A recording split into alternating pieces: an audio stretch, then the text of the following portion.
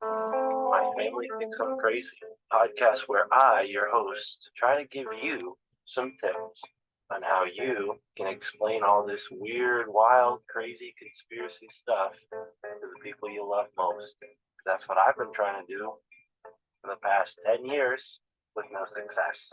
I've been telling everybody that I got a ministry, but every time I do, my family thinks I'm crazy. The hollow earth, UFOs, aliens invading, fluoride in the water, they swear skies daily. When I talk about these things, they think I'm crazy. There's no escaping anymore, the evil that we're facing. Illuminati mind control, they're sacrificing babies. The end of days, but anyways, my family thinks I'm crazy. What, they don't want to listen? No, they don't want to listen. They don't want to hear it. They're just like, oh, here we go, Mark. Off again with your... Mark being Mark again. Yeah. So, that's the thing about podcasts is when you're on the air, it's like therapy, If I can't talk to my family about this stuff, I'll talk to you, Matt, and all our listeners. Start your own podcast. Yeah. So who are we talking about today, Matt? They think that I'm crazy. They really think that I'm crazy. They really think that I'm crazy. My family thinks that I'm crazy!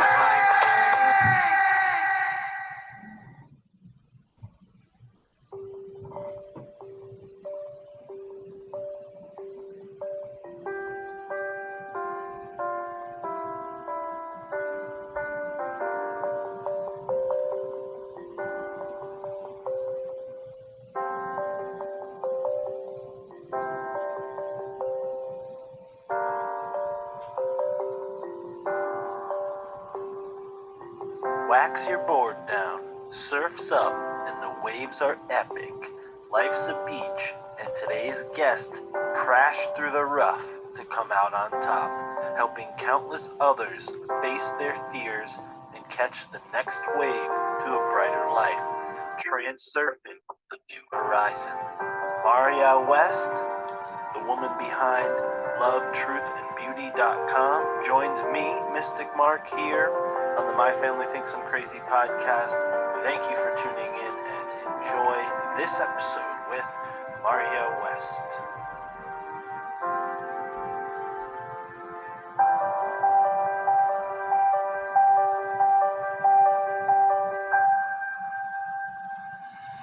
Whether you're watching the boob tube or outside witnessing something, or the shit going on in your head, which is usually a reaction to everything out here, or all of your worries about all your mind control programming and all the stuff, all that negative self-talk.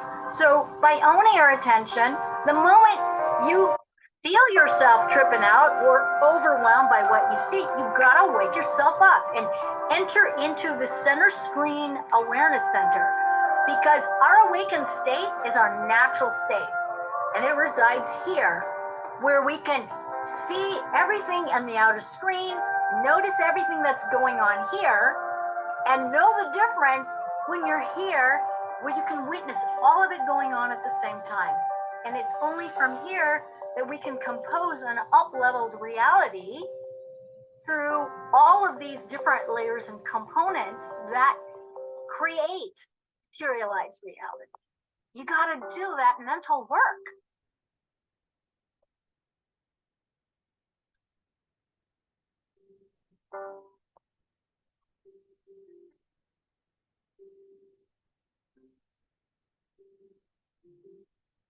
Ladies and gentlemen, welcome to the My Family Thinks I'm Crazy podcast. Back again. Here we are with a lovely guest. Her name is Marja West, and it's a pleasure to have you here. I know you're probably not only a good candidate for the show based on the title, but you're also someone who can probably offer a great deal of help and maybe even wisdom for those who are in a situation where the show is relatable to them, the title. We get into so many odd subjects on this show, but I do like to make a point to focus occasionally on what people can do when they're in a situation, and the situations run the spectrum of extremity. But Absolutely. Before we get into that, if you could give us a little background on yourself, and then maybe tell us the beginnings of your journey, because I know it's been a long one, and I think it's It is. I turned 63 in a week or something. on the 21st. So it's like, wow, I've been here Both a while, Libras. man. My birthday's tomorrow. You're a Libra too? Happy birthday. Happy birthday. Are we Thank you. recording? We are recording, yes. Yeah. Okay. Happy. Birthday blessings, Libra brother. Yeah. Man. Happy almost birthday for you. Yeah, totally. So, well, let's see. I guess I'll start with my mother was a man-hating psycho. Okay.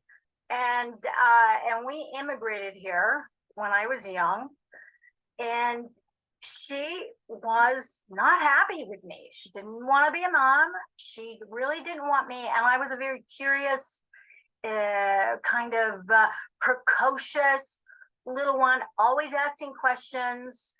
And I adored her. My mom was very beautiful, and I used to look at her and go, oh, "You're so pretty," and I would just follow her around, and I drove her nuts, and I evoked the hatred in her. And so I grew up in this virtual war zone where I wasn't right. I was the devil girl, and I was really the bane of her existence. And all I wanted was to be loved. And so what I did to escape that is I pretended I was a fucking fairy. That's what I did. And so I escaped that sort of thing in order for me to like really be who I really am. Like I was really connected to that because I was connected to nature, and I loved being outside. I loved being in my body. I love just the whole interaction of what it is to be in a body and to learn how to interact with things and with plants. So as you can see, I have 300 plants plus all over my house, and that's kind of how it was when I was growing up. Is this pretending, using my imagination to really kind of get the fuck out of Dodge and be able to uplift myself in a way where I could get beaten down, I could get bloodied and bruised, I could have bones broken and get yelled at and be called names and be told all sorts of things that I knew weren't true and be able to somehow survive. That's kind of like how I did it. And so my mother's answer to things, obviously, violence, yelling, just a lot of belittling, a lot of neglect. And I have a younger brother, and that was her golden child. And so the contrasting experiences for me to be treated one way and to notice my younger brother be treated as if, he had hung the sun, moon, and stars was very apparent to me. And so I had these moments where I was like, what's wrong with me? What is wrong with me? What's wrong with me? And I was lucky where I had a nanny who, because my mom didn't really want to take care of me, who just really instilled in me that, you know what? Don't pay attention to her. She's got problems, that kind of thing. And to just really stay true. So I was very creative. I was very, very psychic, very emotionally aware, very tuned into other people's pain. And I learned how to, in my fairy realm, be able to do quote unquote healings.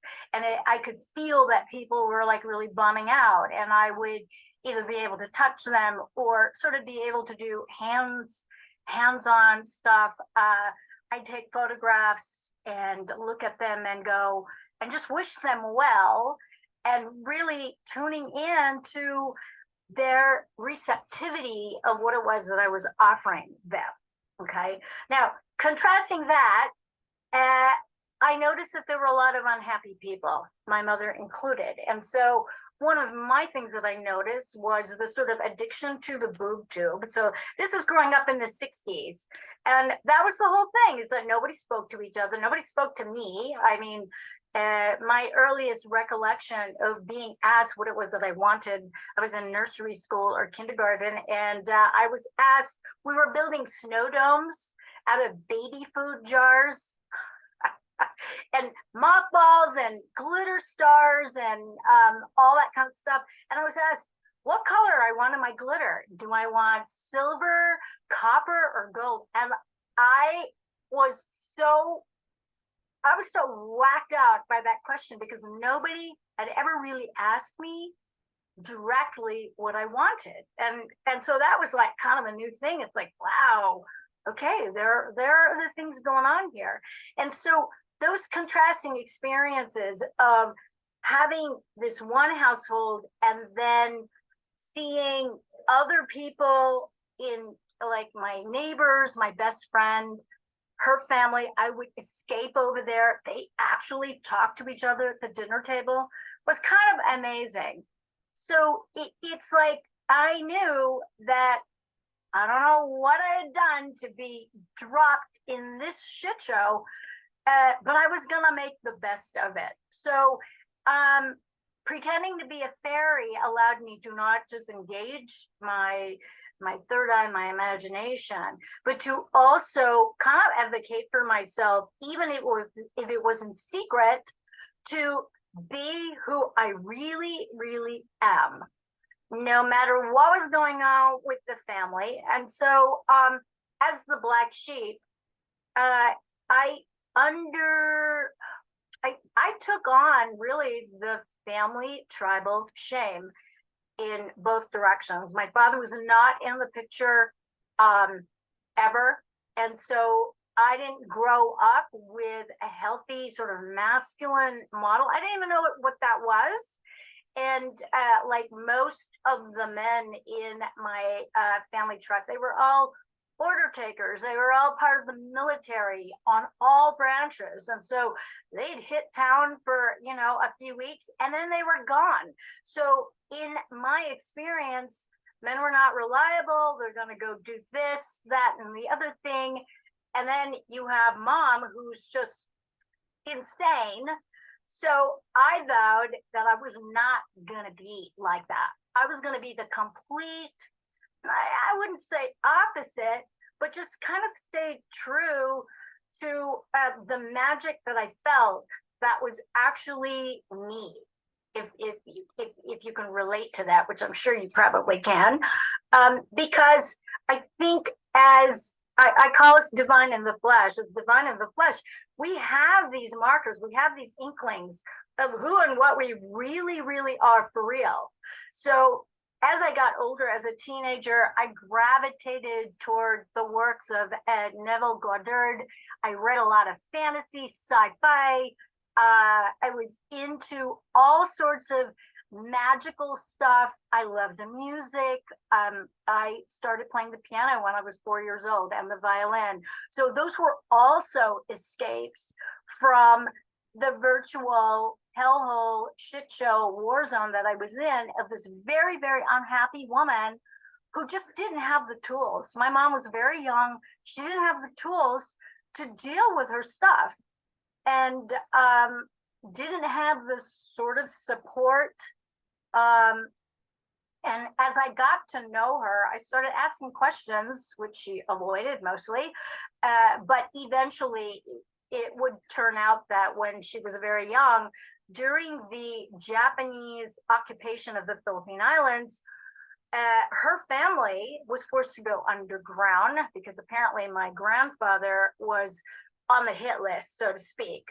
And so it became very clear to me that my mother was deeply affected by war, by fear of extermination, fear of harm, fear of violence, all of that. And so I have a lot of compassion for her, but just because you have compassion for people doesn't mean you have to hang around their toxic shit. Doesn't mean you have to subject yourself to trying to immerse yourself or insert yourself in a way that would maintain contact. It was never good for me. Never, ever, ever, ever. And so I have not spoken to my mother in years. It'll be 8 years. And the last time I spoke to her, I called her when my first book came out and went live on Amazon. I was so excited. This was a project that I worked on for 10 fucking years, amidst everything that I was doing on top of things and raising other people's kids and doing my own thing and staying up in the wee hours of the night for 10 years trying to do this thing, and it finally goes, I give her a call, like, I want a nice pat on the back or thumbs up, I had just turned 55 just a few weeks before that. And she literally spat in my face on the phone and said, you're so selfish. You haven't even asked your own mother how she's doing, which I always do. That's always the first thing. And she basically told me how selfish I was to talk only about myself, about this book that just went live. And she told me to fuck off and die. And she hung up on me. And I remember looking at my phone going, oh, righty then. You got it. And I never spoke to her again. And, I thought that would be hard, but it hasn't been all that hard, because what it did is that it actually gave me permission to let it go. And that was the beginning of sort of the unraveling of every toxic relationship that I was endeavoring to hold on to, because my whole thing is I want to uplift people. I see people large, but just because I see them large and I come from that place of really seeing who and what they are, doesn't mean they see me that way. And that was a hard lesson for me to learn. And because I am so, I think one of the qualities that I really had to learn about, and there's a polarity of being innocent. So there's innocence and there's being naive. And a lot of my innocence, it feels to me up to that point, had gotten spilled into this naivete that really harmed me in ways. So that has been sort of my own realization, a deeper learning into the dark night of the soul, the darkness of humanity. Because, I go on and on and on in the past about the evil dark cabal, but really the evil dark cabal is within each and every one of us in our hearts. And so me trying to separate that, it's like I had a blind spot. It's like, as long as I'm protecting children, I will weather any storm.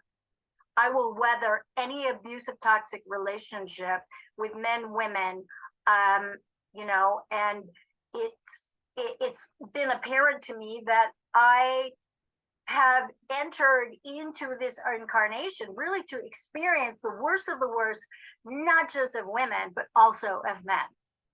And I think that's one of the reasons why I'm here, is to be able to transmute that and teach how to transmute that, doing it yourself, or as in a step-by-step how-to, so that you can move forward and offer up your own little bit of magic. This is part of what you're doing at such a young, tender age. I love it, Thank you. And I know I just said a mouthful, so interrupt me, because I can yak and go on. That's what we like around here. I just like to sit back and ask questions, but you hit on a lot of things that resonate from my personal experience, not just with myself and my own life and my relationships with my family, but with my loved one and her relationships with her family. And yeah, I'm curious about that point, the phase that you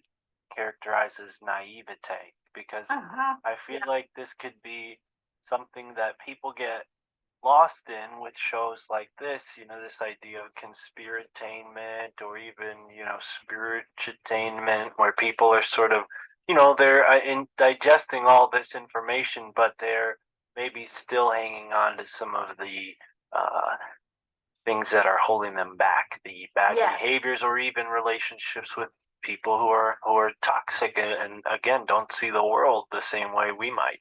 Yeah. Boy, where to start on that? Well, I think the school of hard knocks for me has shown me that when people show you who they really are with their shitty behavior, you believe them. And so a lot of my, like I said, I always see people large. I always see people as their higher self. And so, and for the most part, that works for me. That works for me in that I notice that there is this sort of beautiful golden thread in my interactions. But then there's also the dark side of that love and light kind of thing only. And that's where I sort of got caught up in that kind of new age bullshit thing that, oh, everybody is just, they're doing the best they can. Actually, no, they're fucking not. Some people do not want to do the best that they can. They don't give a fuck. They don't care. They get off on hurting people. And that's that psychopathy that seems to be running rampant these days, and especially with social media and everything being online, you really don't know who you're dealing with. And and I've had to learn the hard way in terms of giving the keys to my castle with certain employees, way back when, where I didn't vet people properly, and I ended up getting my shit wrecked and robbed. And my YouTube channel got deplatformed in 2015 because of these same fucking people who I thought I had hired, rightfully so, because they were on board with my message. And it's like flattery will get you everywhere. And so that sort of that new age love bombing, everything's love and light, and I see you, and it's like, fuck off. You have to vet people. And I learned this the hard way where, here I am 55, and it's not only did my mother out herself, but everybody in my community in, dare I say it, I'm going to say it, the San Francisco Bay Area of California, that fucking shit, everything I worked for 20 something years, 13 years online, was fucking leveled because I did not discern. I naively took people at face value. I didn't really know anything about them, but because they knew this person who knew me, yeah, let's just give the green light. Here are the keys.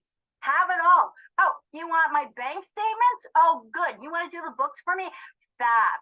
That's how dumb I was, And in hindsight, that shit needed to happen. It really did, because not only was I living the split of being really, really, really super nice on YouTube, I was in everybody's face. I was outing the cabal. I was outing this. I was outing that. I was combative.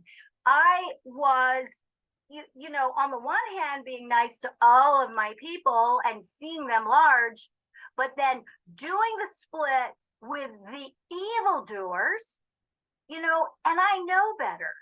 I know better. As a grand creator, I've been transurfing reality since 2005. I don't know if you know Vadim Zayon's work, reality transurfing. I mean, I've been doing this. I know better than to push up against the shit I don't like, to irritate the matrix, to go against my own convictions of accepting people to be different from me. And that includes the cabal ball, my friends. They have every right to fucking exist. Everything is mine, so there you go. So the conundrum of all of that, I don't know where the hell I was, but it was a confused state. And I get to say that because I don't own my shit. I was not really walking my talk. I was doing it on a certain level, but then on the other level, I wasn't. It was all over the map and working all the time, working all the time, not celebrating anything, not taking a breath, not really walking the talk of self-caring. And it really took all of my stuff getting leveled and gutted to wake the fuck up and go, oops. wow, that didn't work out so well now, did it? And then to realize too that in the community of the truth and freedom, no one reached out to me when this shit went down. It was Freedom. It was Freeman Fly who 3 years later reached out to me and said, "Hey, how you doing? Let's talk. Let's talk about what's happened." And he was totally gracious about it. But everybody else, they were like going, "Oh shit! Did you hear about what happened to her?" No one would touch me. No one would talk to me. And I think it was because the fear of associating with me. I had clients who told me after my website had gotten gutted, "Oh, by the way, that testimonial that I gave you, would you mind not putting that up again?" Like, people just, they back the fuck up when YouTube deplatforms you, when your website gets hacked, when, social media, my first author page was taken off of Facebook for whatever reason. And so, to see yourself on the sort of, adversarial end where, you're gone, you're gone, you're gone, you're gone. And then to start at ground zero and to rethink it and realize, okay, what am I missing here? So I had to I had quite a number of come to Jesus moments where I'm just like, fuck, I did this. I did this. YouTube didn't do it to me. I did it. I knew better. And, one of the things in reality transurfing is that, if you're going to waltz in and out of the matrix, the last thing you need to do is get in the crosshairs of some very bad entities in the matrix. And it's like, oops, what happened? I forgot about that. I was so caught up in my anger and my frustration and my disgust and really just, just fighting, and it's like, okay, I'm not fighting anymore. And so it took a while, and here it is. It's I started the new YouTube channel 5 years after the deplatforming, and it's because I really need to get my shit straight. Well, what is it that I'm all about? I'm all about love, truth, and beauty. That's it. It's not just about deactivating trauma. It's not about creating content where you're going to out certain things, but you have to be strategic about it. You can't be, on your mouthpiece telling the cabal to fuck off. I tell the cabal to fuck off, and then I smooch them. It's like, I see you large because they have every right to exist. And everything is mind anyway. It's all mental. So hello, and to be able to work from those principles, the hermetic principles, so I really had to, I applied each one of those principles to the shit show of what I created to get my ass deplatformed.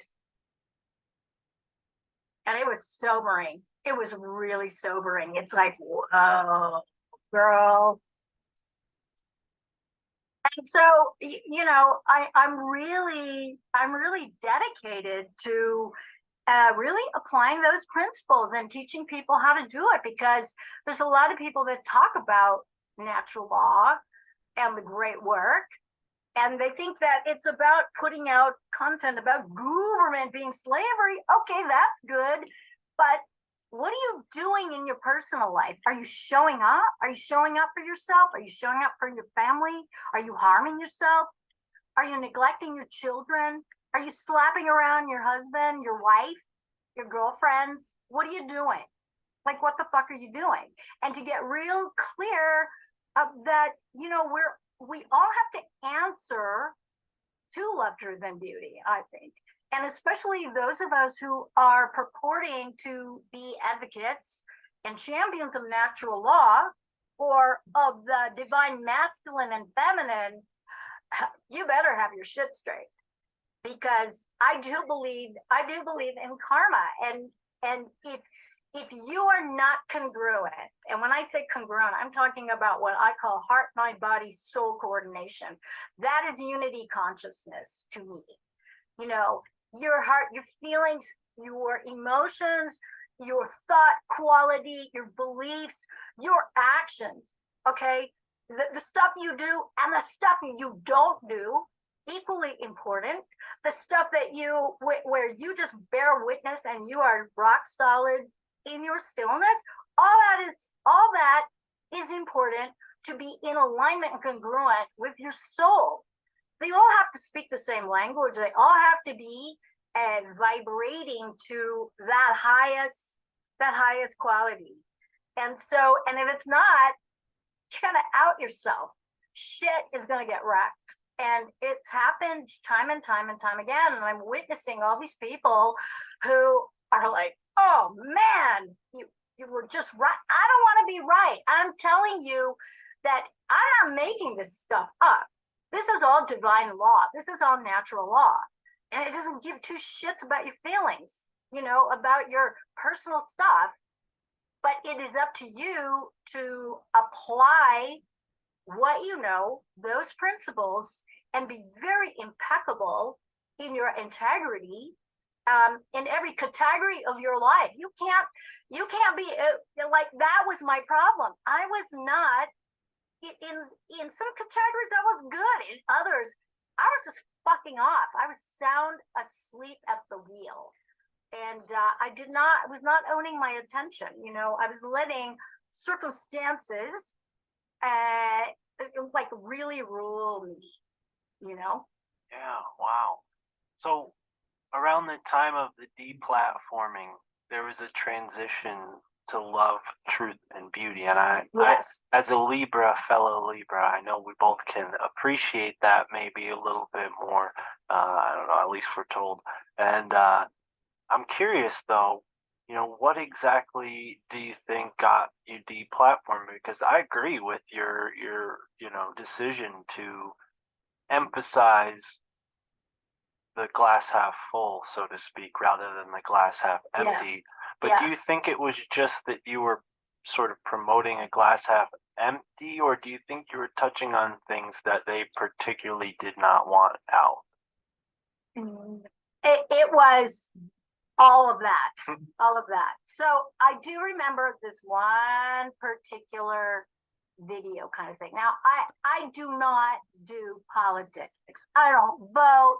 I voted once for Ross Perot. That was long ago in the early 90s. Okay, I'll never do it again. Fuck it. You know, it's like, who are these people? You know, I don't want to participate. So I did a thing, and this was when my assistant, Sabina, was still alive. She passed away, like shockingly, suddenly in 2018. But, and when I got to platform, she was, she'd just come out of maternity leave. She'd had 4 girls over the course of, not very long. So she was very, very, very busy. Her life had changed.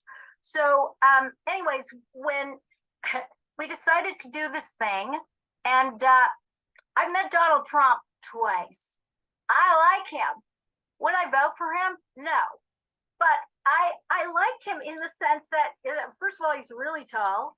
And there's something about him where, like, I expected him to have shiny object syndrome, but he didn't. He was like really focused in. He focused in on everybody that was in the reception line waiting to meet him. And I found that really shocking because I know I've been in the music industry. I know a lot of quote unquote famous people. I know how they are.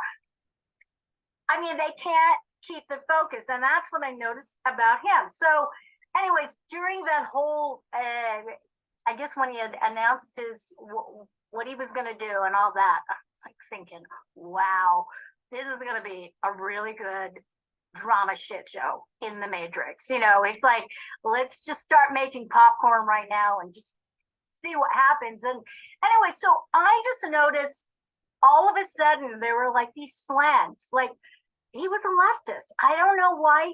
And then all of a sudden he was like being hated. So Sabine and I created this, it was a triptych kind of thing what he said, what Fox says, what CNN says. And I remember Sabine and I were going, yeah, this is not really our style. Like, maybe we shouldn't do this. And maybe we don't want to get in the crosshairs, because I've been like pushing it hard. And I did another video about the Clintons, and because I've been getting hit up from my so-called feminist friends to provide money for her campaign, and I'm just like, oh, fuck, no way. Just because I have a vagina and she does too, doesn't mean she's getting my vote. And even that is questionable. So, you know, and I say it very jokingly because I'm snarky in that respect.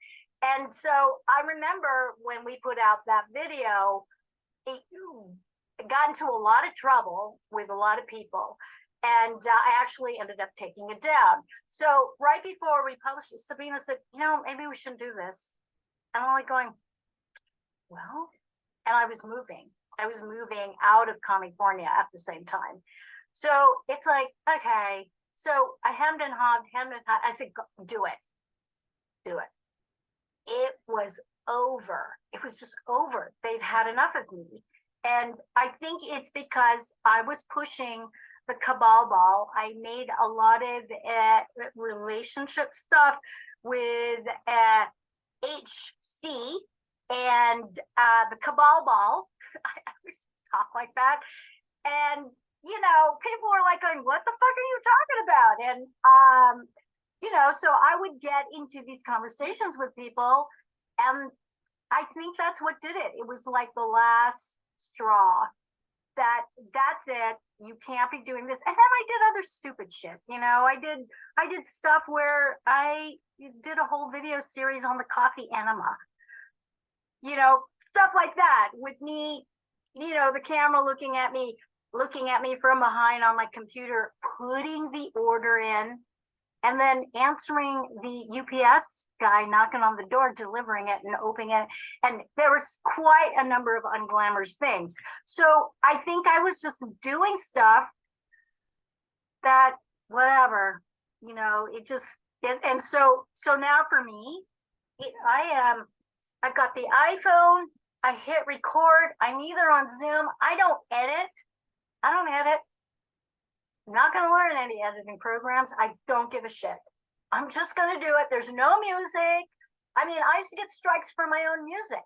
That's stupid. And then have to prove that I actually own the copyright to my music. I mean, it's just such a waste. So I think, so that's on the end of, you know, what, me pushing it, but also just the anger and the frustration that I was running, and not so much snarky, but really just kind of, I was kind of mean, I have to say. I'm going to own it. I was kind of mean-spirited, and, you know, purporting to wish people well, but then, I mean, at the end of the day, I was not wishing HC very well.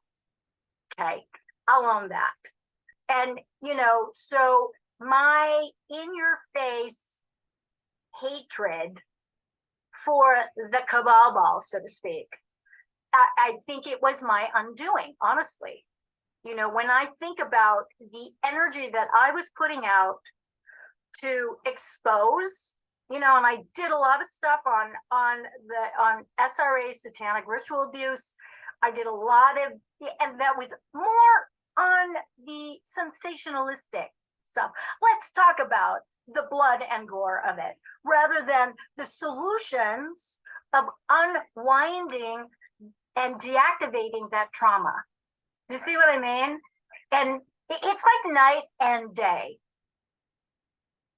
It didn't serve me. It really didn't serve me to be in that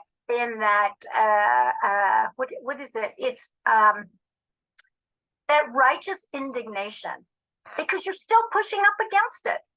Well, and also, you know, not to focus only on the superficiality, but it's hard to, you know, have someone like you talking about all this stuff and maintain their narrative. You know, if I do it, they're like, oh, well, he's just like some white supremacist, like guy who's like can't get laid, he's in the woods. So they might not, you know, delete my YouTube channel, but they see this beautiful woman here with wisdom and obviously a lot of like experience and appealing to a wider audience of people who might look at me. And I'm Eurasian.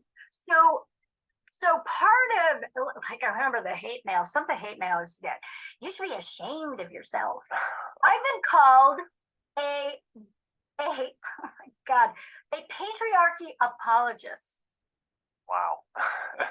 A brown skin female white male supremacist. I've been called that. I mean, because I don't get on the masculine hate train. I just don't. You know, and in a lot of my talks, and this has been over the years very consistent.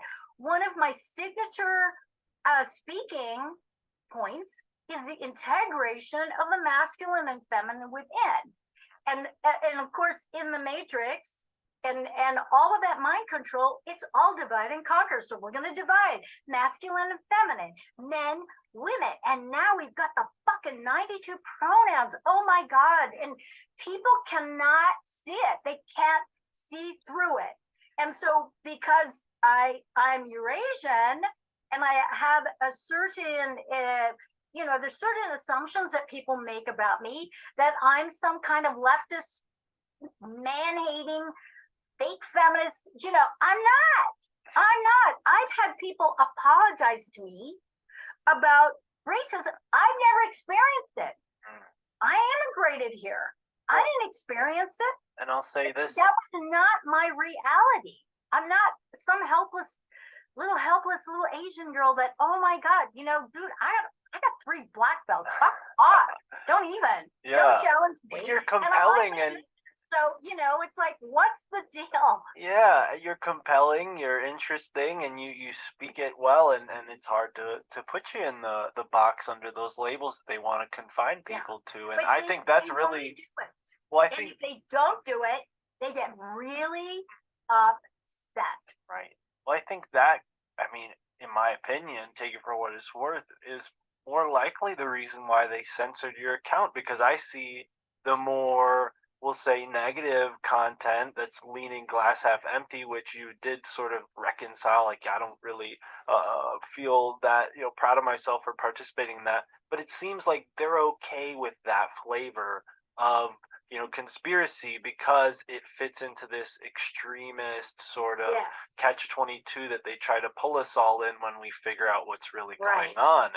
And yeah, I wonder, you know, if the opposite is true now that you're doing more inspiring stuff, that maybe they'll try to censor you again because it's like, oh, shoot, she's uplifting people.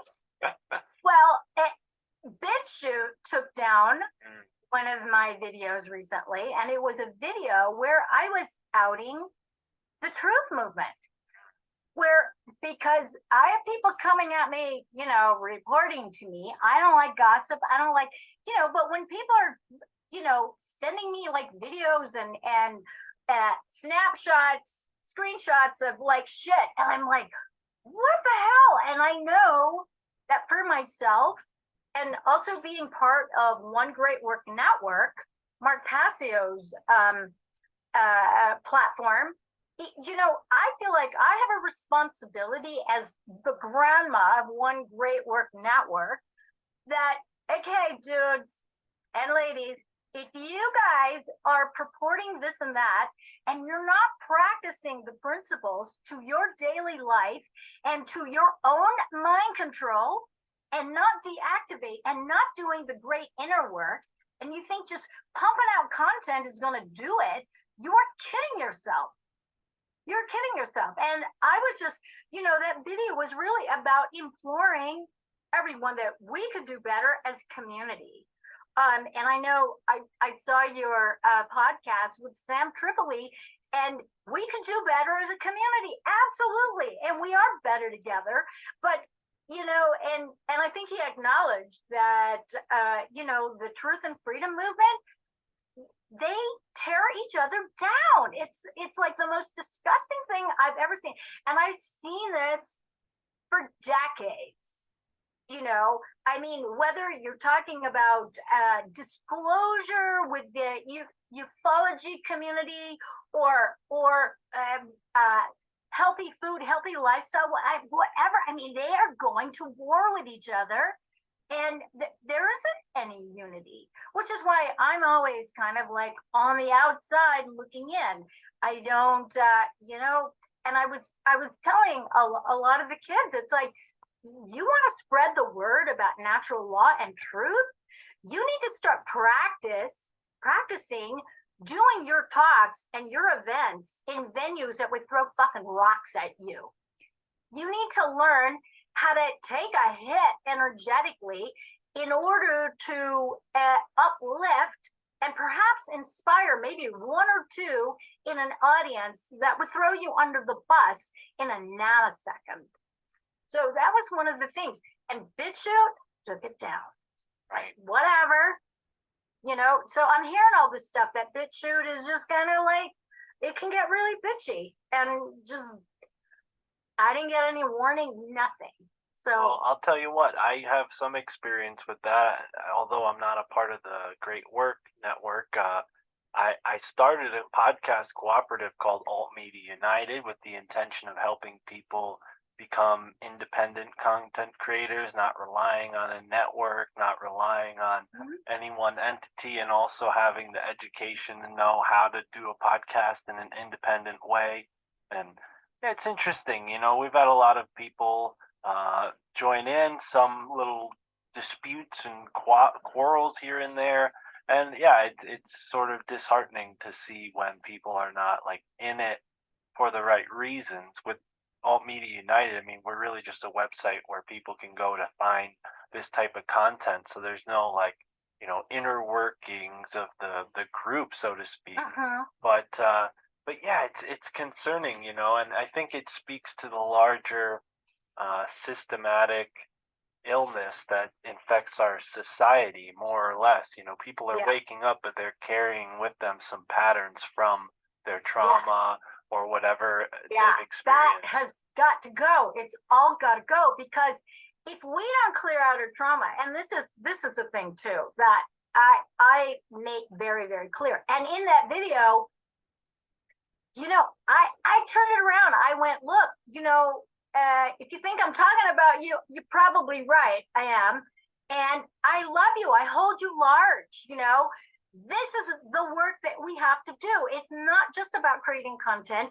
You have to really wield that heart, mind, body, soul coordination, which means you can't default at the end of the day of doing all of your content to, hitting up all your addictions and avoiding your bullshit. You can't. It's not going to be sustainable, because you're not going to get away with it. That's all there is to it. So, I was just really speaking kind of from I'm a good mommy. So I'm a very kind of feminine, not a hard lining, I don't want to do tough love, but, I'm one of those people, I will call bullshit on things. I call out my own bullshit, because, and that's one of the things, is that when you're doing this work and you're creating content, you have to catch yourself snoozing. Yeah. When you start getting caught up in your own hype or your own stupid or your own avoidance of your pain. I consider our PTSDs, or pains, trauma, suffering, and dramas, as invitations to wake up and own your attention, because otherwise the matrix and all our traumas own the attention. And the cabal, they own everything else. You can't let them own your attention. You have to have dominion. That's what sovereignty is that you have dominion over your reality, and you understand the principles, the hermetic principles, natural law principles, and you apply them. You just don't, talk about this umbrella of practicing natural law. I'm on to y'all who talk that way, okay? Because I can tell when you have no earthly idea how to start the DIY the do-it-yourself pain in the ass inner work of being really radically honest with where you don't show up for yourself and you default to some family mandate, and that's one of the things about doing the great inner work is you have to make good on extricating yourself from your first cult, which is your family of origin. And I don't mean to be disrespectful for those of you who find that offensive. I'm an equal opportunity offender, so You're right. You got a great point, and I think we are in a sort of cult world order where the cult-like mentality prevails, and secret societies are ruling and fighting with each other over who can be the best, shepherds of the flock, so to speak. And yes, and they all turn into the same totalitarian shit show that's run by yet another psycho wannabe guru. Okay. The Tantra community has been part of that. The goddess entrepreneurial community is like that. The entrepreneurial change makers, oh my God, I have floated in and out of these groups, and they're all the same. This echo chamber of fucking agreement. I don't belong to any of those clubs, and we have to learn what it feels like to get thrown under the bus because, you're naughty. We don't say that kind of stuff. We don't say that kind of stuff. Like, whatever. Right. Right.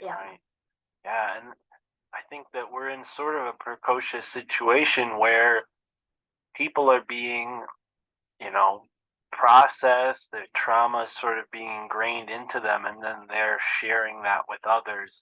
But it starts somewhere, and it seems like this has been systematic, whether it's, MK Ultra or just the dumbing down of our education system, the, totalitarian spiritual beliefs that sort of founded this country. It's a very interesting, equation of different causes leading to this ultimate effect of people not feeling in touch with who they really are, their source, their higher self. And I'm curious, you mentioned that the great inner work several times. Where does this come from? Is this a sort of systemized concept, or is this something that's sort of just used as like a generalized statement to describe a process that I think it's a generalized statement. I think it's been hijacked actually by pop psychology, by new age bullshit, and also by the truth movement, because one of the things that I notice about, just the whole desire, the whole need for outside affirmation to belong, okay?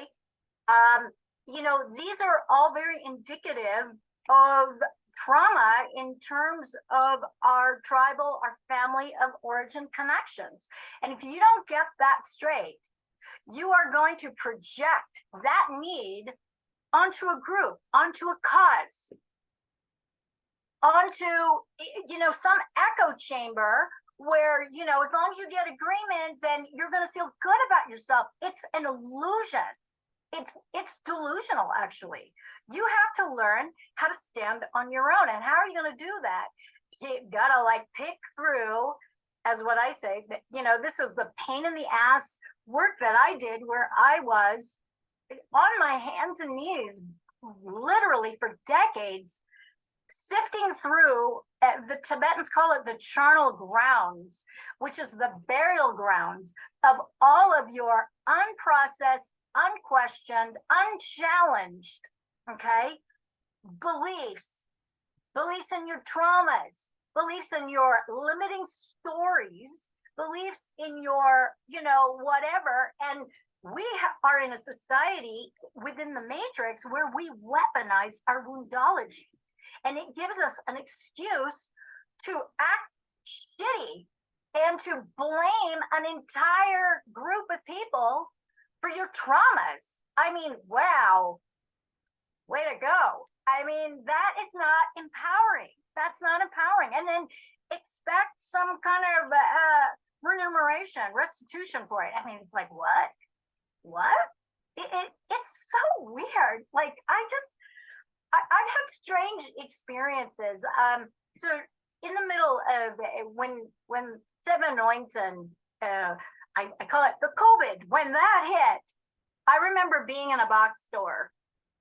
Because I have a thing about plants, and I need to get the fuck out, So I go to this box store, and everybody's masked. I'm wearing a mask. Everybody's looking at me. What is she doing?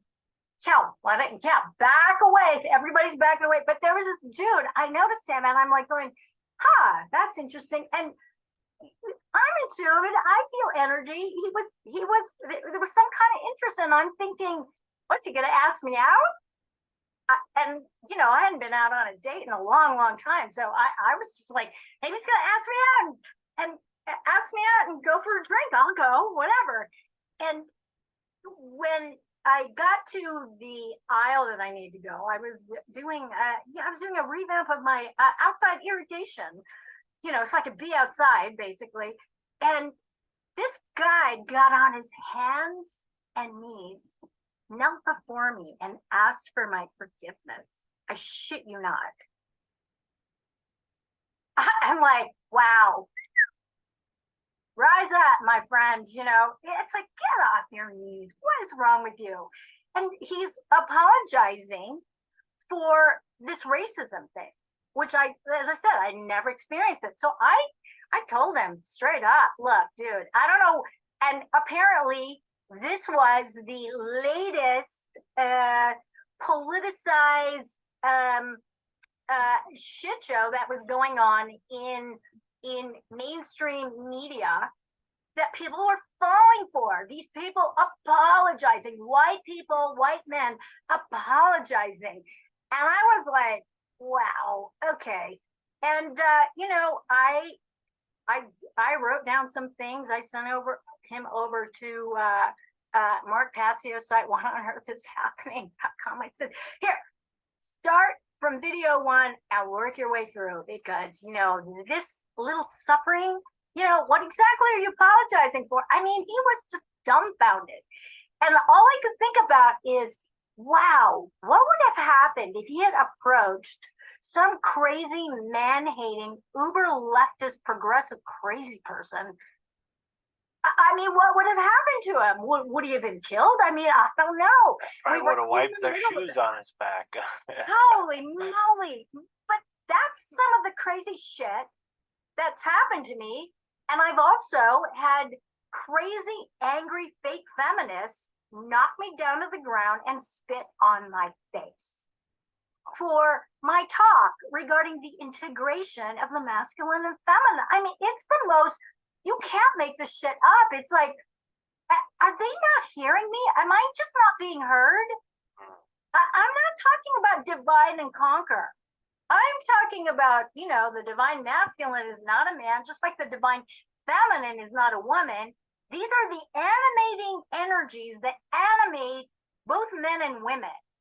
Okay? So it's so weird to me that all the shit gets like so twisted and convoluted, where I'm being accused of like hate crimes and shit, because I'm talking about the heros gamos of the masculine and feminine, the sacred marriage within, because that's where I go. You want to heal the divide and conquer out in the matrix? You better heal the divide and conquer within your own masculine and feminine.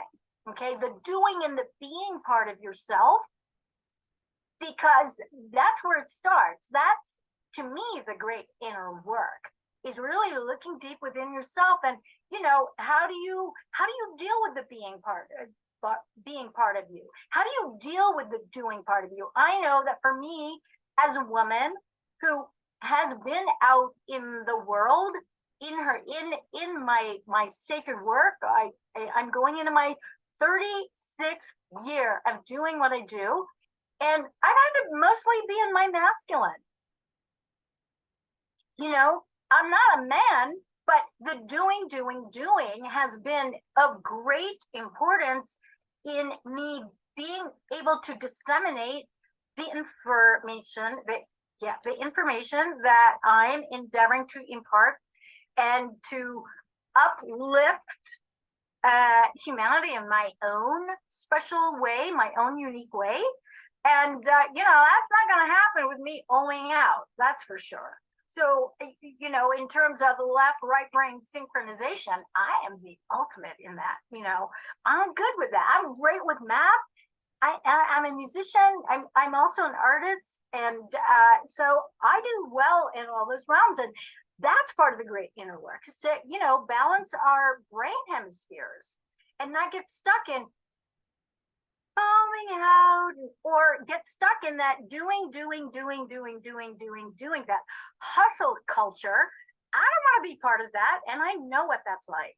That is not sustainable. It will ruin all of your relationships, including your relationship with your own sacredness. The whole healthcare. And I just realized I've just been ranting. No, you're great. I'm following you. I'm like sitting here waiting for my chance to get. Yeah. But no, I love all the points you're making, and I think these are the types of thoughts that whether we have a conclusion for here in this conversation, we at least want to provoke this thinking in people, because it seems like, at least this is sort of on my mind right now. I just did an interview on Skull and Bones and their influence on the university system, and how secret societies are all a part of that from the get-go.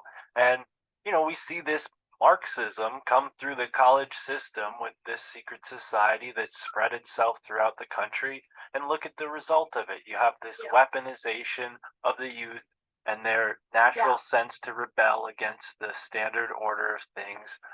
They've weaponized that against them to fulfill the sort of conscripts of the corporation. And to your point, this like hustle culture of, oh girl, you could be your own boss, girl, you don't need no man, like this whole ideology. And then the worst part is the privileged group of women who have so much freedom because of their parents' wealth, that they're just able to fund these insane thought projects and thought experiments of like, oh, well, what is it like to, contemplate my asexuality under like an olive tree? And they spend, 10 years writing a thesis on that. And it's like, what are you contributing to society, lady?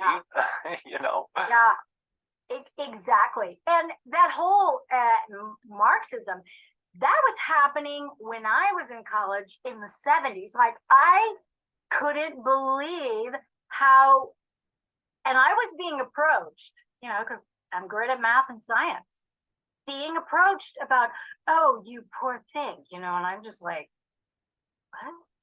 Like, what are you talking about? But the insistence that, I am underprivileged and underserved. No, actually, I'm not. I live in the Berkeley Hills. What are you talking about?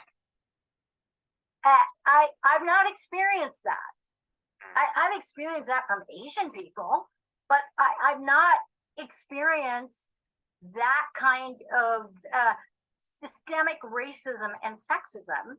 No, but they were trying to shove it down my throat like it was a thing, and I just didn't buy it. I saw right through it. I'm like, you know what? You should probably hit somebody up who's going to fall for that, because I'm not falling for it. It doesn't make any sense to me. And so to see that just be this sort of thread, and I went to an all-girls Catholic school for a while, and just the whole thing, like the secret society on the trivium and the quadrivium. I mean, it's just like, it blows me away. And I was actually introduced to the trivium. And so, and in their own way, I think that the nuns were, it was actually more focused on grammar and me learning English. So, that was like, I just really didn't want to speak. And every now and again, I'll say the wrong words, or I'll put the accent on the wrong thing, whatever. And but it's kind of funny. So I watch all this, and I'm like going, this is just like, I've watched it, and then being from the Bay Area of California, the San Francisco Bay Area, the entitlement of woundology. You are going to be rewarded for your traumas. It's better to reward you than it is for you to figure out how you can break the cycle. Or they have these programs to break the cycle, and it's a fucking Band-Aid that is enough to scratch the surface and piss you off even more, so that you can be more polarized in your victimization. And it prolongs so that the victim issue. culture, wow. Yeah. It's even an affront. I've had people get in my face that I've left too many people behind, who are still wounded and still victimized, and that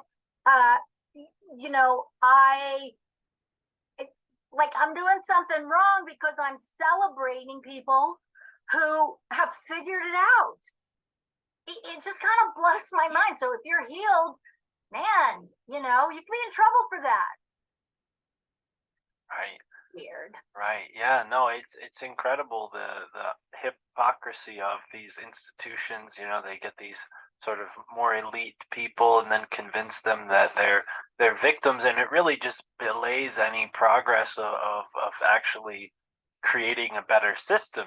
These people who are part of maybe the privileged class, they have room in their lives to contemplate society and shape it in a way that's constructive. And I think college and these institutions, they try to get ahead of that by weaponizing this extremist philosophy. And a lot of those schools that permeated that psychology or the philosophies of, political extremism, they've kind of permeated in these sort of far left schools for a while, and then resurfaced over the past so many years with the internet, and kind of gotten a little bit more of a leeway into their possibly nexum of control over how people see the world. But we're shattering that more and more now with podcasts like this, with YouTube channels like the one you did initially and the one you do now. And yeah, I'm very curious about exactly what connections you know about the cabal, because I would love to get into that here, especially considering YouTube can't censor us. Yeah. So what I'm doing, because I spent so much time and energy outing that I like to call them the cabal ball, is really focusing in on the Hermetic principles, focusing in on reality creation, really focusing in on our true nature, because that for me is really more in alignment with the truth of who and what we are as these sparks of the all, and to learn that because the all is mental, that if you want to change stuff, one of the things that you have to do in the great inner work is up level your thought quality. Not just up level it, but to be able to use your power of visualization, your third eye, your ability to see possibilities and go with that. And so, that's been part of the fun thing, is to, because I get a lot of letters. It's funny, people are, they're afraid to leave comments, and so that's been the latest thing. But it's funny because one of the things that I've had to do on this YouTube channel is look for the porn bots. So I spent actually quite a bit of time on Google Translate, because I was getting these porn bots for some reason. And so I translate, I'm like, oh my God, what is the deal? So I've gotten them now in different languages, and I put them in my, on sort of the back end to watch out for this. And so I'm holding back a lot of comments now, because I just, I don't want to get into trouble. So, it's a distraction anyway. But I'm getting these notes and emails from people that when they apply this, it's so deceptively simple that they're stunned by the results that happen relatively quickly. When you change your mindset and you actually start doing the work in terms of up leveling your thought quality, up leveling the way your self-talk, instead of calling yourself, I'm such a loser, to really get on board with it's a principle of correspondence, all right, as above, so below, hello, within, so within goes without. What is your self-talk like? And it's shocking how people, I call myself this and I call myself that. And since I've done this switch, I'm getting this amazing stuff reflected back to me in my interactions. You start realizing, you start having similar conversations with other people who are doing the same realization and the same application. So it's like the universe reflects that back to you, or the reality, the manifested reality gets reflected in terms of your own self-talk. So switch that up. And so I'm really focusing in more on that, because there's a lot of people who are doing that work of outing like the cabal. I'm sick of it. Talking about, I don't want to give them any more energy. There's plenty of people in the matrix who want to do that. It's like, be my guest, have fun with that. I want to talk about nature. I want to talk about creation. I want to hear people's stories about their transformation. And and a lot of that is really clearing those layers of trauma that would even prevent you from even imagining that you're a divine being. Right.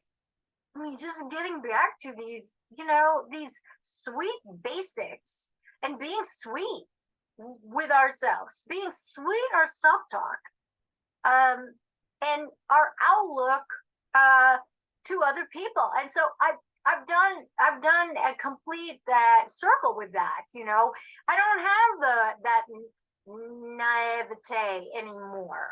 And I pay attention when people show me their assholes. I believe them. It's like, yeah, no need to convince me. Gotcha. I get it. And swipe. Now, I just let go.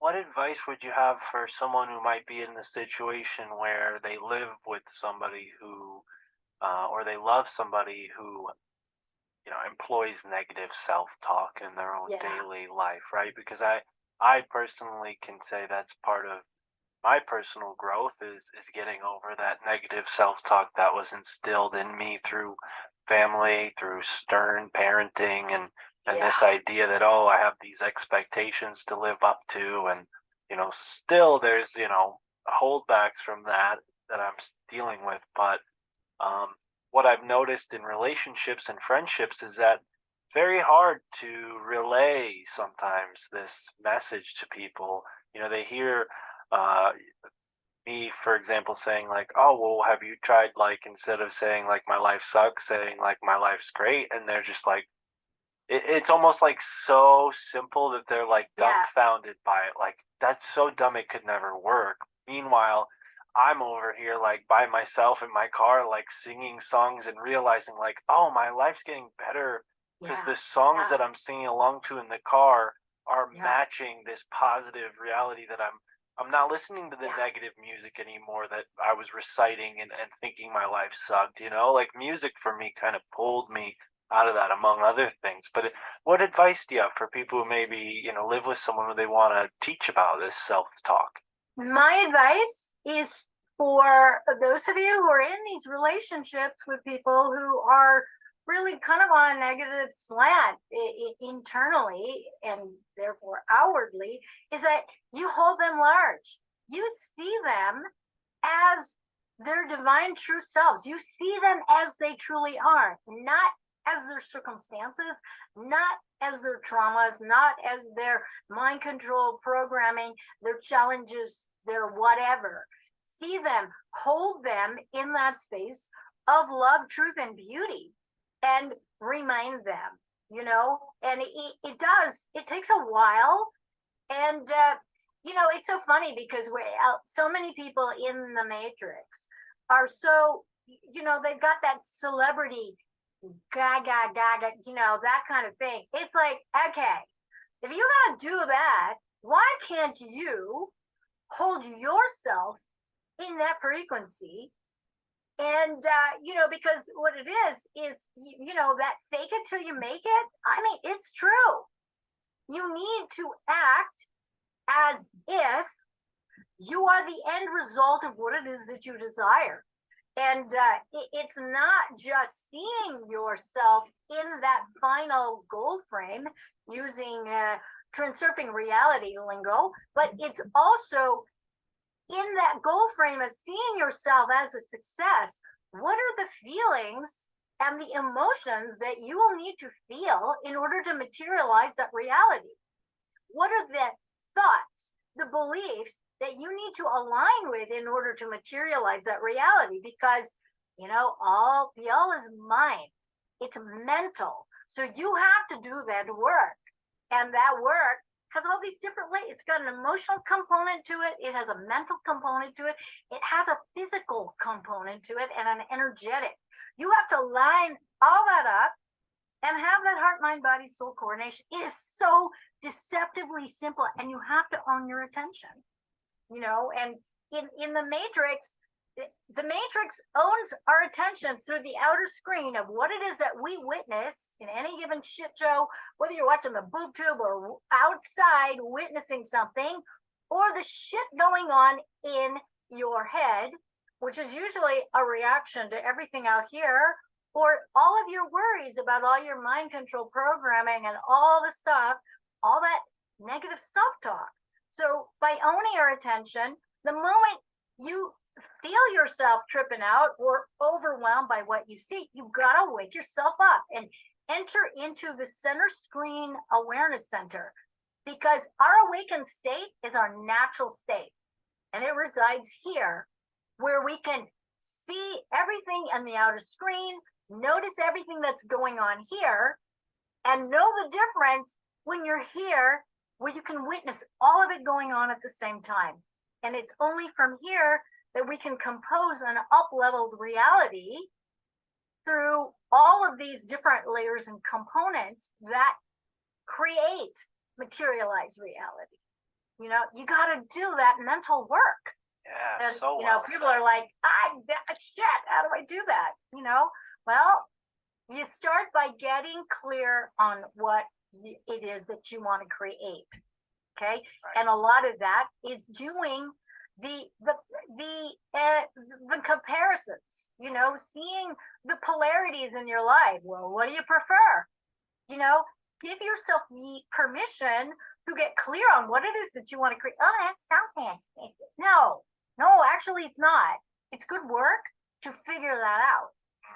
Right. And in a society where we're so gravitated and captivated to the boob tube, as you put it, it's like people aren't given an actual model of what this looks like. They're only given these sort of fictionalized versions of what people's lives look like to sort of role model, and there probably is some sort of deceptive magic to it, but it is a magical act to clear your space, right? Like when we talk about magic, there's some concepts of like, you need to clear your space first. Well, think about it like this.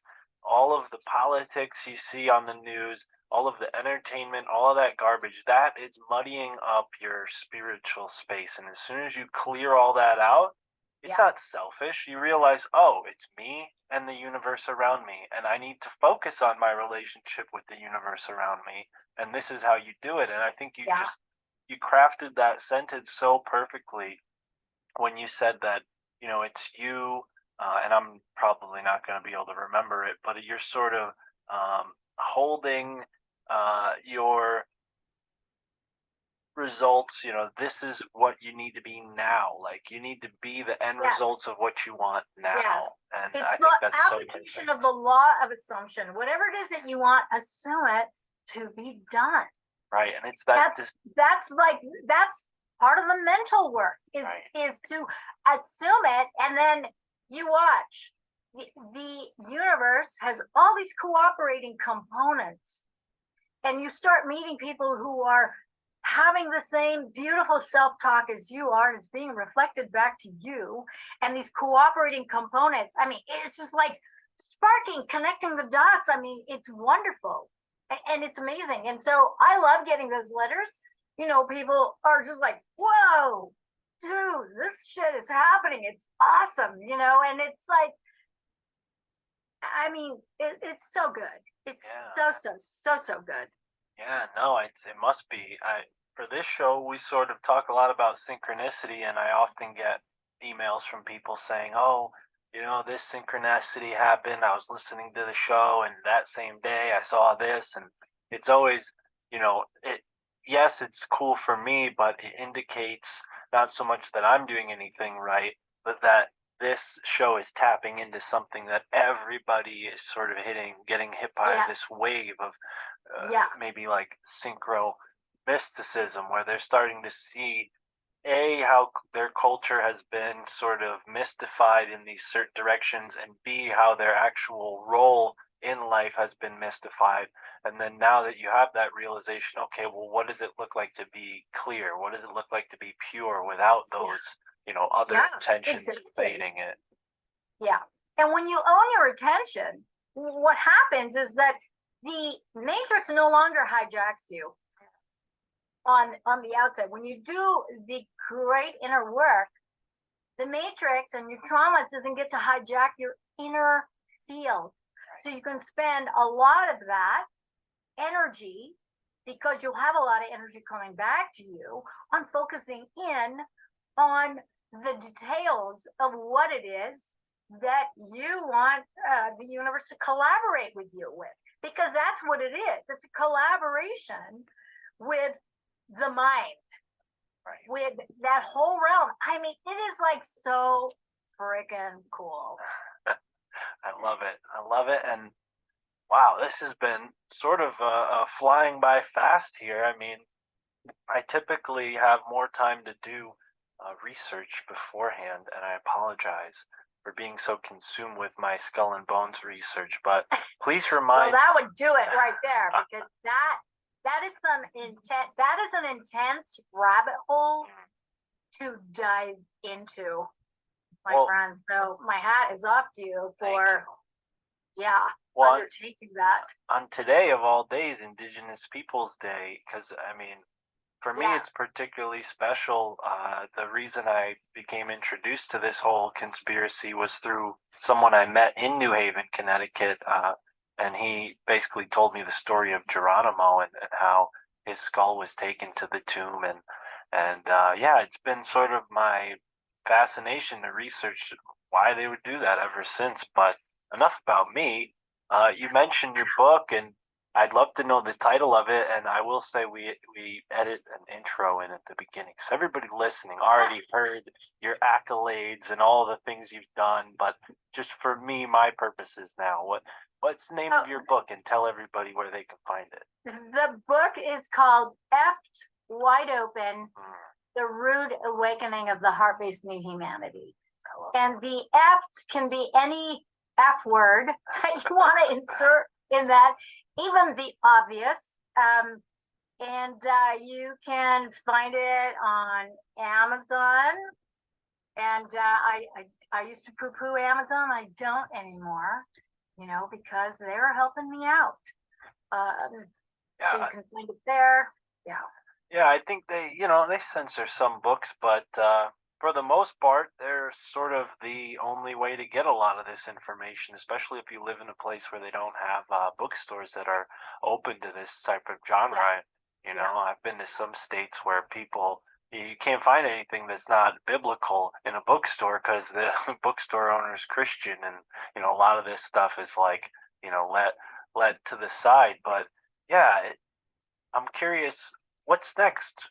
You have your YouTube channel, and I'd love to add that in the description for people to follow up with. But what's next? I mean, what do you see coming on the horizon for you? Do you plan on writing another book? Well, what I'm working on completing. So the next book is going to be a three volume, a 3-in-1 volume. Jeez Louise, hello, can I even talk? So it's my book 1, 2, and 3. It'll be the third edition of 1, 2, and 3 in one volume. So I'm making I'm getting ready to go into edit mode of that. And it's called the Living Love series. So it's got After Wide Open, and then book 2 and 3. And I'm wrestling with the titles because the original titles that I had, it's just not appropriate anymore because it's gone through all these different iterations, just based on really the trajectory that I've been on in the last seven years since all this gutting happened in 2014, 2015. So it really is, it's going to be cool. I'm also putting together a class, or a series of classes that I'm calling Spiritual Kung Fu. I'm going to start with the White Belt series, which is really a do-it-yourself kind of boot camp for, how to own your energy, how to wield your creativity, how to, protect yourself from lower vibrational frequencies, like, the Kabbalah. People will ask me, well, how do you avoid them? You raise your frequency. Right. We are talking about lower astral plane demonic energies. These are low vibe creatures, and they're not human. And the only way they find you is if you are in a constant trauma state and you're going in the opposite direction of your true divine creative nature, my friend. So it's deceptively very, very simple, but it's a challenge to extricate yourself from the matrix because of all the distractions to own your attention. So a lot of it is a lot of exercises as to how to own your attention. So I'm going more into depth about reality creation, just everything that I've learned from all of the many different people that I have studied, including reality transurfing, Neville Goddard's work. I mean, there's a whole Maxwell Maltz. I mean, there's all these people that I when I was a teenager, I mean, that was one of my escapes. I was reading all these esoteric new thought books to really, and I attracted those because I was aligning with my magical fairy who was, kind of running the show. And so that's always fun. So, just sharing these direct experiences, and, hopefully people will find value in it and be able to apply it and, play with it. And that's what this is. I've been playing with this stuff for decades. And I think it's one of the reasons why, it's funny because I have all these friends that are like my age, and they've all retired. I'm going to be working the rest of my life. Because, I feel like I'm lucky. I don't have to get away from my work. I actually like it, and so that mindset of, oh my God, 30 years in that hellhole. It's like, why do it? Why? I don't understand that mentality. Right. But that's part of the scripted programming that people do when they're stuck in the matrix, and they adhere to these scripted life, this whole script and this trajectory. No. And I mean, they're all well off financially, and sorry, but they're in ill health. And you know, they all look at me and they're, you know, they tell me things like, I hate you, whatever. It's like, don't hate me. Why don't you just see me as an inspiration to like your new life, for instance? But, you know, these people would not give me the time of day because in their view, you know, because I don't have a retirement fund, you know, I didn't get bankrolled. I have funded my own ass, and you know, they see that as a failure in and of itself. You know, I don't. I made my choice. Well, it's interesting to point that out in context of what we're describing before about like the society, because what do they do to our elderly who are supposed to be the wisdom sharers and the ancestors? They say, "Oh, we're going to ship you off. You're going to spend the rest of your life vacationing." Yeah, exactly. You old fossil you. You know, I mean, it's horrifying. Well, horrifying. How much of your, because you mentioned being a black belt, multiple black belt holder, how much of your martial arts training do you say, you know, fit into all this? Because as a martial artist myself, I think that's a big issue in our cultures. We don't have this sort of like bond between the psychosomatic, like our real true human power to tap into our body, our mind, and our soul and their connection. And martial arts did that for me, at least. Yeah. I still practice. You know, I'm not much of a fighter, and I'm very realistic about it, but I'm fit as a fiddle. You know, it's like I have a bag downstairs, and so I do all of my forms, my exercises, my kicks, all of that kind of stuff. It really prepared me just in terms of being able to focus and to be able to challenge my physical body, and to align the sort of mind over matter kind of thing, and to push. So when I was younger, and I touched upon this a little bit, those of us who are black sheep, we have to be able to pull through and survive the self-destruction phase. When you're doing your deactivation, you're deactivating your mind control and your programming. And then, you know, when you have these family systems where you are deemed as the worst of the worst of the worst, and as the black sheep, a lot of us go into self-destruct mode. And I know for me, I had a little bit of a death wish. So I like to ride fast.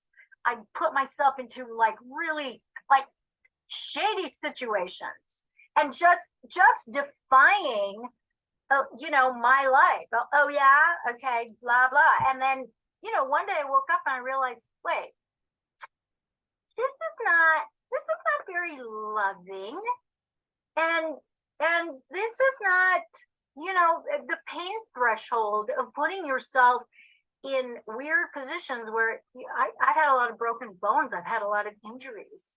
I had a martial arts instructor, Taekwondo instructor, who taught us as women, if you're going to be a distraction, you have to learn how to undistract yourself. And one of the things that you got to learn is you got to learn how to take a punch, take a kick. And it's so funny because I was commenting not that long ago about some of the Hollywood fallacies. You got these chicas in these 5-inch platform form heels. Like, what the hell? And they're taking full punches to the face from a dude whose fist is bigger than their head, and they're not blowing up. Like, come on, stop it. I mean, it's just complete foolery, sorcery, trickery. It's not true. And I remember the first time I took a punch, my face blew up like that.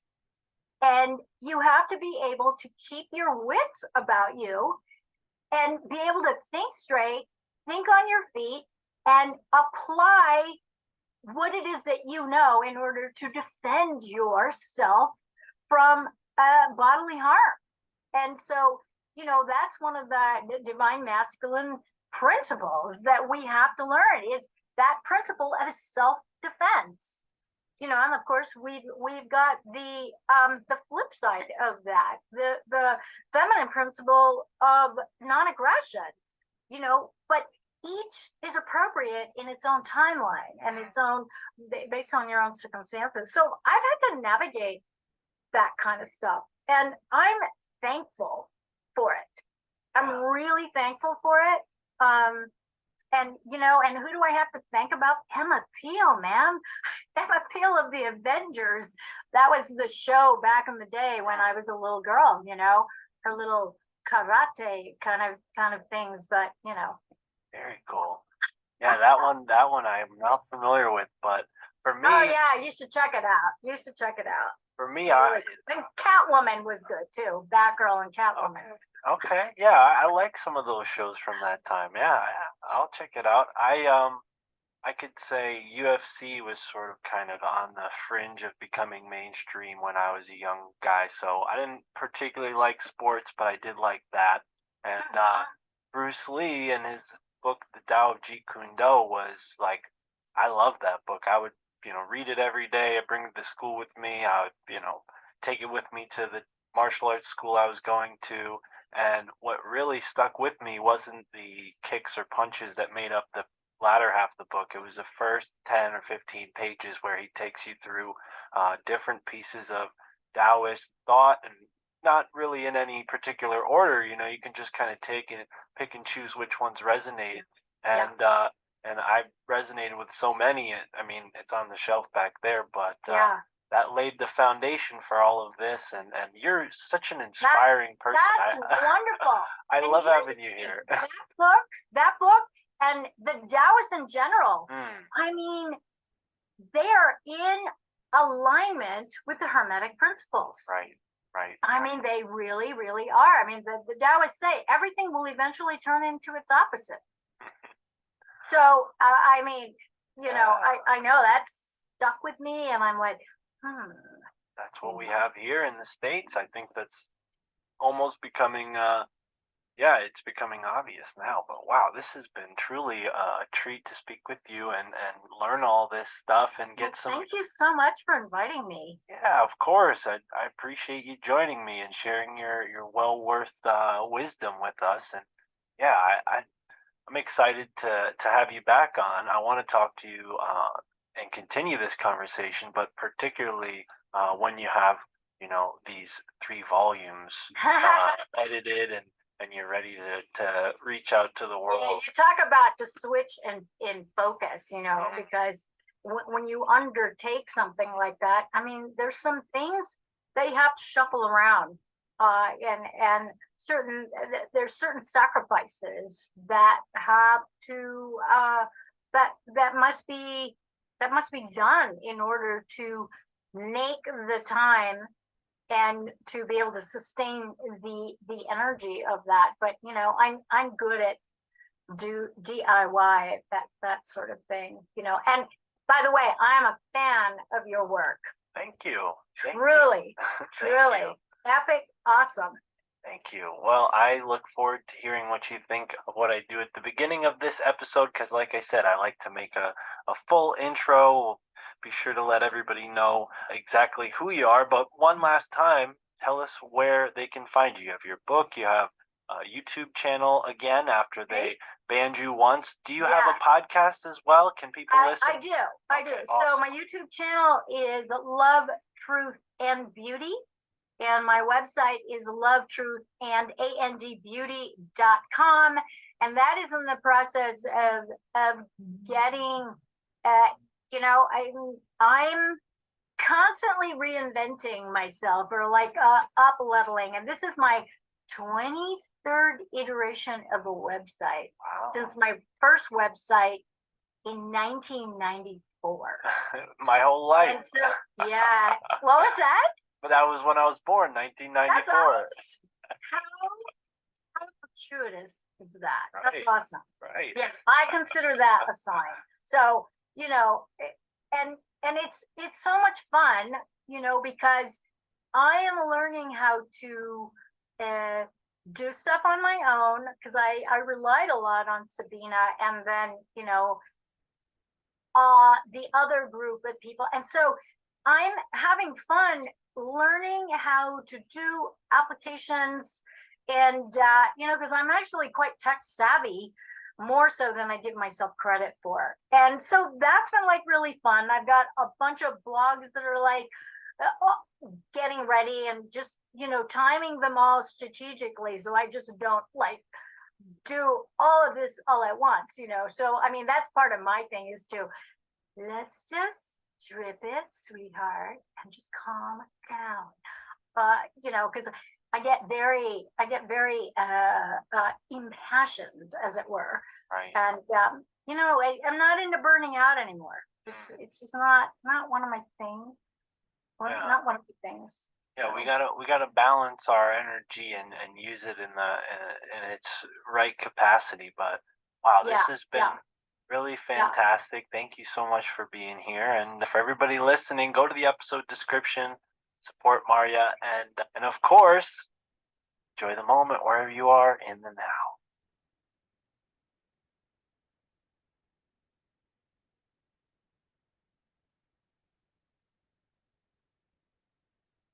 This podcast is sponsored by The Hit Kit. Go to hitkit.us, use the promo code in the description, and get yourself a hit kit. It's the #1 way to keep your smokables safe, all in one place, right there, safe and sound, with your lighter.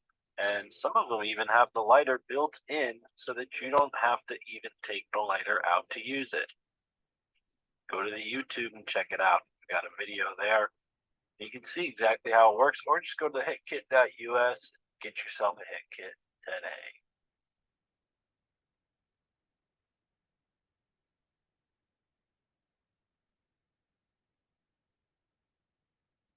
All right. Thank you so much, folks, for tuning in to this episode of the My Family Thinks I'm Crazy podcast. Be sure to go to LoveTruth&Beauty.com to check out more from Marja, and she has a book as well.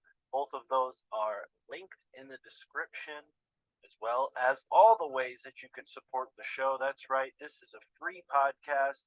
It's a value for value podcast. We only do post-read sponsors. Yes, I do consider those value for value. No dynamic ads on this podcast, but this show can't go on without your support. So please help us out with a one-time donation. Help us out with a Patreon subscription. Help us out on Rockfin. There are numerous ways to do that. You could even just give us a rating and a review, 5 stars and a positive review. You don't even have to say anything. You could just put a bunch of emojis. Who cares, right? That helps the show. As for me, I've been doing a lot lately. We've got a bunch of episodes coming out, a lot of episodes down the pike. Getting into some astronomy in a future episode, getting into some old world Tartaria in a future episode, getting into some really fascinating conversations. I don't even really want to give another hint. I gave you two good hints. So we'll just leave it there for what's coming down the pike. Now, like I said, value for value, but it's not just one way. It's not one-sided. If you sign up for the Patreon, you get bonus content. You get access to the Illuminati Confirmed bonus show. We just had an Illuminati Confirmed episode 18 with Mario Garza last week, and we'll be doing a Patreon episode. Well, should have did one tonight, but we didn't. Look at that. We'll do one this week for sure. And then, of course, the Synchro Wisdom Dialogue. If you'd like to take part in the Synchro Wisdom Dialogue, go over to the Ko-fi store, select a time that works for you. I know you value your time. Well, I value mine. We can have a good conversation about whatever you'd like. Whether you need advice, you have something you want to get off your chest, you have a story you'd like to tell, maybe you have some research you'd like to share. Synchro Wisdom Dialogue is the place to do it. And definitely, if you're planning on creating a podcast, consider getting some advice, a strategy, a game plan. I would love to help.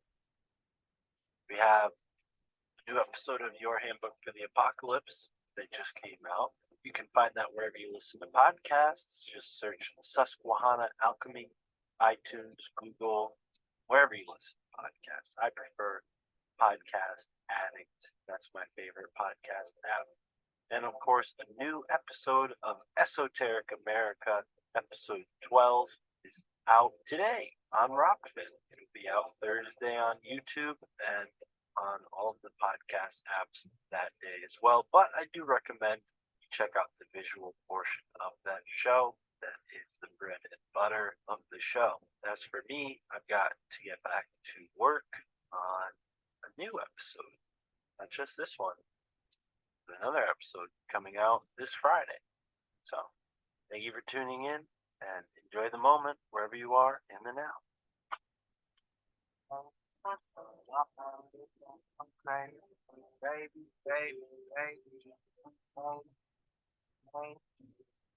I'm a little extra, trying to stay human and assess for the professionals. But I confess too much off of the tongue. All my aunties and my uncles shoot the years that they gone. I be saying shit and they don't know where it's coming from. And like 100 years when it's all barbers and guns.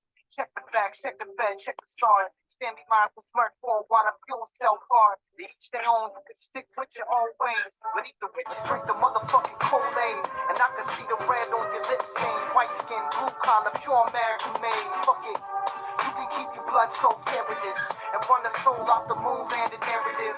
Yeah, my girl thinks that I'm embarrassing. My folks think I'm nuts, but never question the parenting. Stuck in bed, so my boss thinks I'm lazy.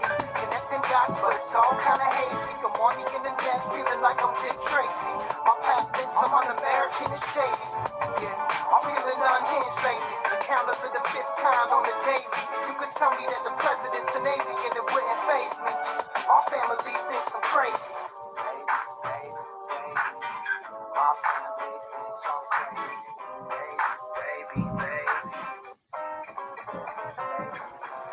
You might think that I'm off in the deep end. One too many Netflix docs on the weekends. But check the budget for a military defense. Tell me we ain't scared of something not within reason. Steel beams heard of 1492. And 9/11 was the red, white, and blue. And you be lit off the floor riding, ain't got a clue. All your dreams just shit on a Rockefeller shoes. Don't believe a damn thing a politician ever said. Ain't one brick left to go up in the bed. They still got bricks of cocaine to make crack. Oxy's killing the working class, FDA's whack. Talking like this guy can't talking behind backs. Too much to unpack, so they talk smack. And I'm just trying to converse with my friend, but it ain't fair. So I'm here to help can. Stuck in bed, so my boss thinks I'm lazy. Connecting dots, but it's all kind of hazy. I'm on the internet, feeling like I'm Dick Tracy. My man thinks I'm un-American and shady. Yeah, I'm feeling unhinged, baby. The counter to the fifth kind on the date. You could tell me that the president's an alien, it wouldn't faze me. My family thinks I'm crazy. Baby. My family thinks I'm crazy. Baby. Stuck in bed, so my boss thinks I'm lazy. Connecting dots, but it's all kinda hazy. I'm on the internet, feeling like I'm Dick Tracy. My path thinks I'm un-American and shady. I'm feeling unhinged lately. The counters of the fifth kind on the table. You can tell me that the president's an alien, it wouldn't faze me.